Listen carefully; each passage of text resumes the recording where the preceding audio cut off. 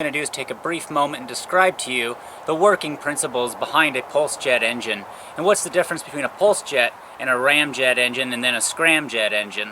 First of all, the pulse jet engine, which you see here, works by having a valve system in the front. What that does is it allows the pressure generated from the explosion of the air-fuel mixture done by originally the spark plug to get it started, allows the pressure to go one direction, so that way the valve's shut, keeps that pressure from coming out the forward end over here like a valveless pulse jet would do, which are much less efficient. So with the valve system, what happens is you get detonation. A pulse of that detonation now runs all the way down the exhaust tube. Right at the end of the exhaust tube, you're going to get a reversal of flow, because as that flow of energy comes out of the tube, it's creating a vacuum inside of the tube. That vacuum is creating a low density or low air pressure area, and that's going to do one of two things. First of all, in flight, because you've now created a lower pressure behind the valves than what's being forced in the front because of the air pressure coming in because you're in motion, the valves will now be able to open due to the resistance reduction behind them. Since the pressure is now being forced out and creating a vacuum left over inside the tube,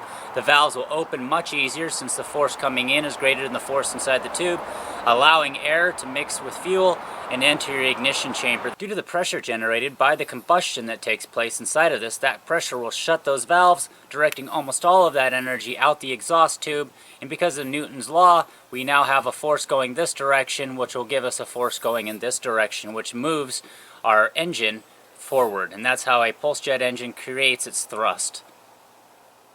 So I'd really quickly like to discuss the other process here that's taking place that keeps the engine running. There's an ignition process taking place because you use the spark plug originally to get the ignition to take place, but after that you remove the spark plug wires, and so the rest of it's all taking place through the cadence effect. When the fire goes all the way down the tube, a little bit of it, because of the draw back in, gets sucked back up into your ignition chamber. That little bit of fire that it holds inside of there will reignite the gas and the air mixture that you've provided through the intake and create the second propulsion det wave. And that detonation wave comes out back down the tube, creates the cadence effect, which will once again draw a bit of that back up, ignite your next pulse, and that's why it's called a pulse jet engine, because of this constant pulsing back and forth that takes place inside of it to keep the system ignited. Now right at about the point where the pulse jet engine starts to fail is where a ramjet engine now becomes capable of running, because a ramjet won't function until you've hit about 0.5 Mach, or half the speed of sound. And if you can get a pulse jet engine up to about half the speed of sound,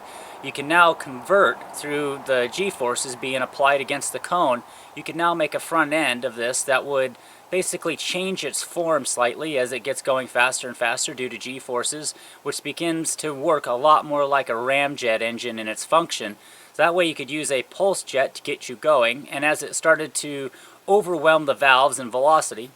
and as the velocity started creating air pressure that started to overwhelm the valves in the pulse jet, the valves themselves folding backwards due to the air pressure creates the same cone design that you see in a ramjet, because the valves were stuck up like this, and as the pressure hits them, they start to fold back. Now if you design that just right, the area that they create right at their lips around the outside edge can become basically the same area as the ramjet design, hopefully allowing an engine that we could build here that's going to convert in mid-flight from a pulse jet to a ramjet, allowing us to go from 200 and some odd, let's say 20 to 50 miles an hour, up to Mach 4, Mach 5